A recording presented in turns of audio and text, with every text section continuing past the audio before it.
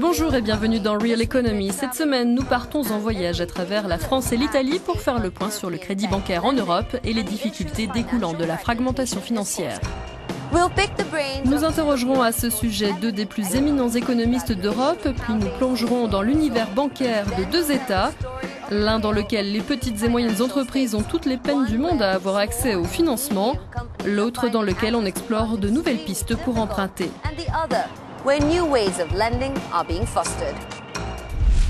C'est un peu un cercle vicieux. Avec la récession, les PME voient leurs perspectives de marché se rétrécir, ce qui leur pose problème pour faire des profits et donc honorer leurs dettes. Les banques, elles, ne veulent pas prêter à ce type d'entreprise, les jugeant à risque, où les prêts coûtent tellement cher que nul ne peut les financer. En conséquence, les entreprises n'empruntent plus pour investir dans leur secteur et c'est l'économie générale du pays qui s'en trouve pénalisée. La fragmentation financière ajoute donc une pression supplémentaire sur le système. Qu'est-ce exactement? Voyons cela dans notre session de rattrapage.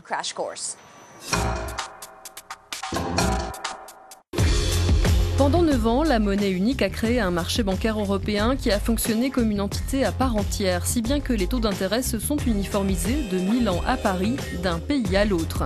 Mais la crise financière a entraîné un surcoût pour certains pays qui ont vu leur dette publique devenir de plus en plus chère à financer, ce qui a créé de grandes variations de taux d'intérêt. Certaines banques déclarent se battre pour faire des profits. Selon elles, leur marge serait de plus en plus mince entre les intérêts consentis à leurs clients et les intérêts qu'elles gagnent sur les prêts. D'autres banques hésitent à prêter à leurs homologues dans des pays jugés à risque, si bien que l'obtention de fonds dans ces pays moins bien évalués devient très cher. Ce qui veut dire que des particuliers ou des entreprises ayant le même profil mais évoluant dans des pays différents, les uns dans des pays dits sûrs et les autres dans des pays dits à risque, n'obtiendront pas autant d'argent et surtout pas au même taux. C'est ce qu'on appelle la fragmentation financière.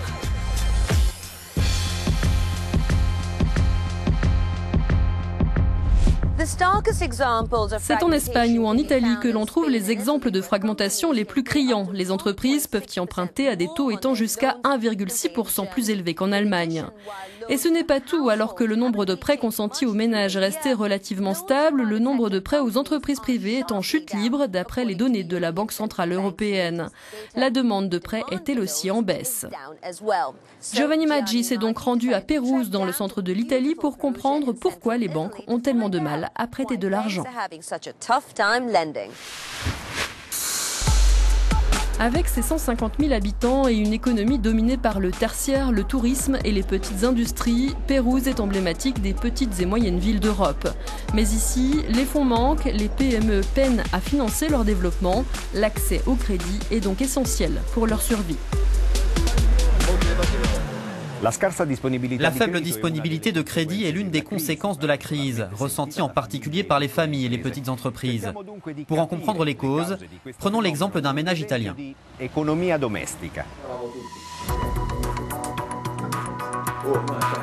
Nous sommes à table avec Rita, Maurizio et leurs 3 enfants. À l'heure du déjeuner, chacun y va de sa petite doléance. Cette fois, c'est Andrea qui a besoin d'argent pour son équipement de basket. Et en guise de réponse, toujours le même refrain ces derniers temps. Non, Andrea, ce n'est pas possible. Les temps ont changé, on doit faire des économies et mettre plus d'argent de côté.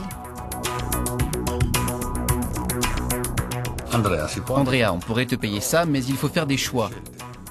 Toi aussi, tu dois faire des sacrifices, car tu as un voyage scolaire prévu bientôt. On doit essayer de limiter les dépenses pour pouvoir réduire notre dette à la banque.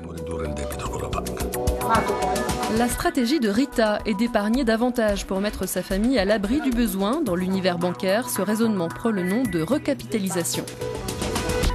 La proposition de Maurizio de faire des choix rejoint-elle la stratégie à l'échelle bancaire du désendettement? Les banques réduisent leur dette globale en la restructurant. Recapitalisation, réduction de la dette, voilà les impératifs pour sortir de la crise et pour remédier à la fragmentation financière, mais au risque d'entraver la croissance et de favoriser la récession.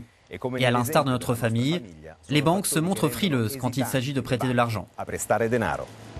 Nous avons donc interrogé le directeur d'une petite banque locale pour en savoir plus. La taille de sa structure lui permet de suivre au plus près ses clients, un avantage certain, mais la banque se doit aussi de répondre aux normes nationales et européennes. Avec l'avènement de la crise, les grandes banques ont cessé de prêter, mais pas nous. On est même allé à contre-courant, ce qui veut dire que nous avons trop prêté. Il est donc logique qu'en 2012, on ait commencé à freiner dans ce domaine. Aujourd'hui, nous avons de nouveau un peu de liquidité, mais nous ne prêtons plus parce que la demande s'est écroulée. La plupart des banques italiennes s'est fédérée en alliance pour tenter de rivaliser avec les grands groupes européens. Mais la crise de l'eurozone a changé les règles du jeu, laissant les banques italiennes bien souvent sur la touche. Fort de cette enquête menée par Giovanni en Italie, nous avons rencontré deux des plus éminents économistes européens, Jean-Paul Fitoussi et Jacques Attali, qui développent des opinions à la fois convergentes et différentes sur la question. Quel impact a selon vous la fragmentation financière sur l'économie réelle? Les gens n'aiment pas prendre des risques. Ils préfèrent acheter des obligations ou des actions car elles offrent une certaine dose de liquidité.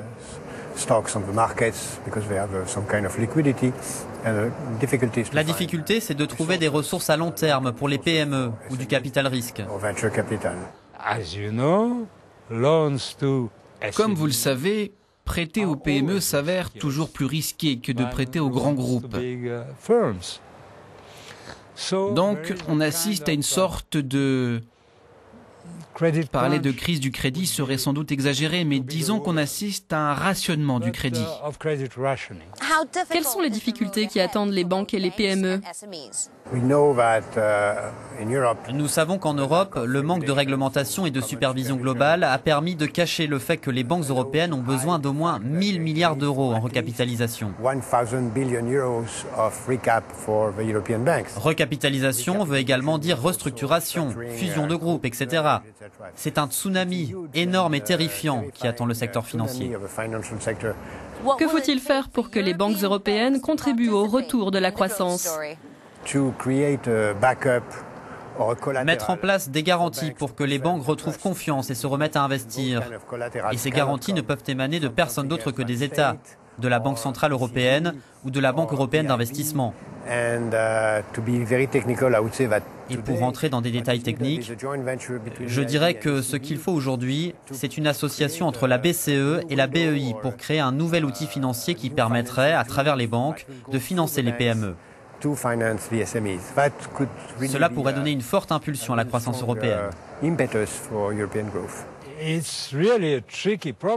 C'est vraiment un problème délicat. Pour que les banques prêtent aux PME, il faut créer un marché pour ces PME. Sinon, elles ne réussiront pas à dégager des profits. Et donc, elles n'auront aucun moyen de rembourser leurs dettes.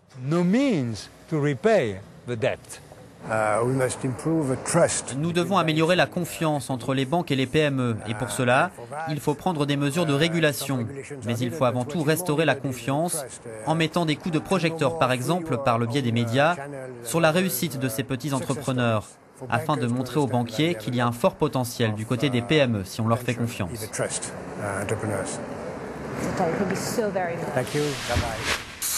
Restaurer la confiance pour encourager les banques à prêter est l'une des clés, tout comme l'est l'assainissement du fonctionnement de ces banques. Elles doivent en finir avec les actifs douteux et continuer à rééquilibrer leur bilan.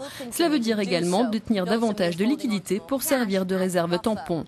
Mais au final, on en arrive à une situation où les banques prêtent moins et prêtent à des clients jugés fiables.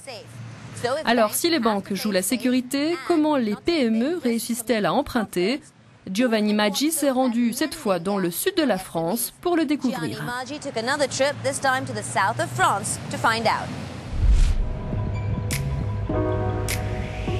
Nous sommes à Aix-en-Provence, dans les locaux de Global Technologies, spécialisée dans l'ingénierie électronique. Cette PME, qui emploie 17 personnes, a débuté son activité par de la maintenance et de la réparation.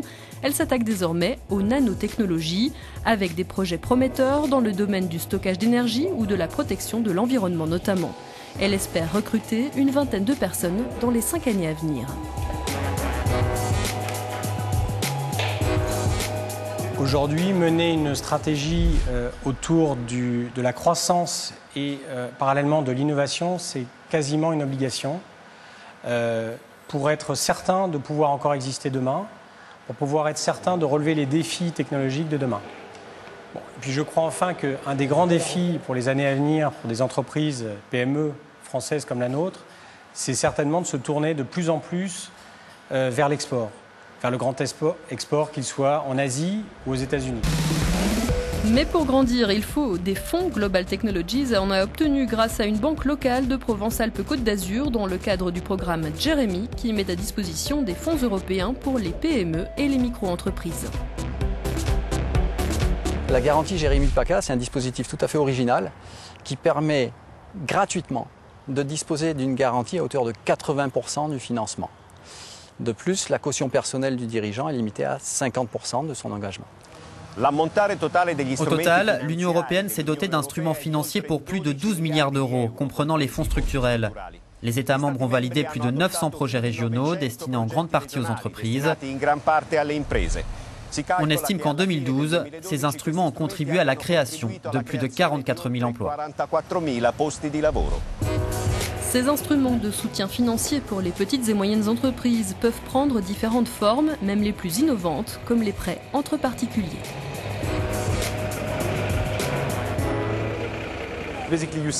En fait, les grandes institutions financières traditionnelles ne bougent pas en raison de la réglementation, mais aussi en raison de leur inertie structurelle face à ce secteur. Et donc, en parallèle, cela ouvre un marché. Il y a un vide structurel, et ce vide est rempli par les entrepreneurs qui développent des solutions alternatives, comme les plateformes de prêt entre particuliers, pour répondre à la demande. Voilà pour cet épisode de Real Economy. Rendez-vous dans notre prochain numéro consacré également au secteur bancaire. Nous parlerons du projet d'Union bancaire européenne. Est-ce réalisable et à quelle échéance? En attendant, merci de nous avoir suivis. Au revoir.